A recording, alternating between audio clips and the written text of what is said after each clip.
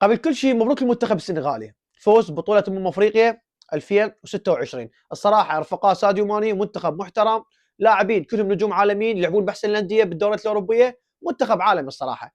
بس انا عتبي على شيء واحد، اردنوه بس على شغلة واحدة، ابراهيم دياز. يعني انت بعد الاحداث اللي صارت من المباراة والكل شافها، انسحاب المنتخب السنغالي بعد ما لغى الهدف لهم، هدف اسماعيل يسار اللي بالدقيقة 92، وبالدقيقة 98 الحكم احتسب هاي بلنتي لكم.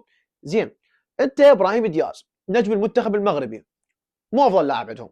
لا لا، انت مال افضل لاعب، لا صعب عليك، انت لاعب احتياطي بريال مدريد، انت مو افضل لاعب المنتخب المغربي. يعني بعد كل الاحداث اللي صارت، بعد ما انسحب المنتخب السنغالي، ولما اللاعب ساديو ماني بخبرته وبتجربته وباحترافيته، يعني له ما هو ساديو ماني الفريق ما راح يرجع صدقوني. المدرب قال لهم انسحبوا، اعضاء الاتحاد قال لهم انسحبوا، ساديو ماني الكابتن الفريق هو اللي اثر عليهم وشرط عليهم انه يرجعون.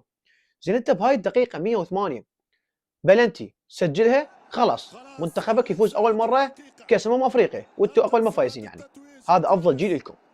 زين، تلعب هاي الكره هاي الرعونيه. انا ما اعرف انت ايش حسيت يعني مثلا.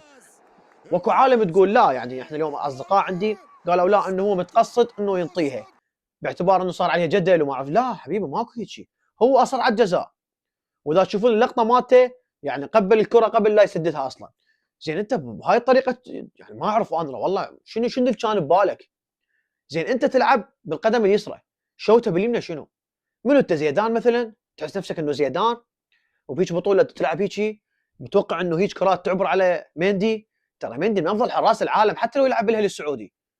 يعني ما اعرف والله، انا ما اعرف انت وليد الركراكي ما مدرب لاعبينك على البلنتيات. انا هذا اللي عندي. انت المفروض ما تاخذ هاي الكره، خلص اعطيها يوسف النصيري، اعطيها الحكيمي، مو متخصصين يسجلون الهدف، وانهي الموضوع. ضيعت على منتخب بلدك افضل تنظيم بكاس افريقيا واول لقب لكم. يا اخي والله حرام. احنا يعني كجمهور عربي احنا نحب انه المنتخب المغربي انه يفوز.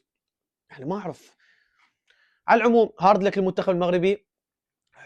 العقوبه لازم تكون على ابراهيم دياز، على انه هذا الشيء يكون درس لكل لاعب يفكر بالشو. لان سيناريو المنتخب المغربي ذكرني بسيناريو المنتخب العراقي ضد الاردن. صراحه والله اقصى سيناريو بكره القدم انه هي هذه، يعني هذا ماكو غيره. المنتخب العراقي ضد المنتخب الاردني بكاس اسيا، والمنتخب المغربي ضد السنغالي. تضيع بلنتي بالدقيقه 108 وتروح الاشواط الاضافيه الاكسترا تايم وتخسر.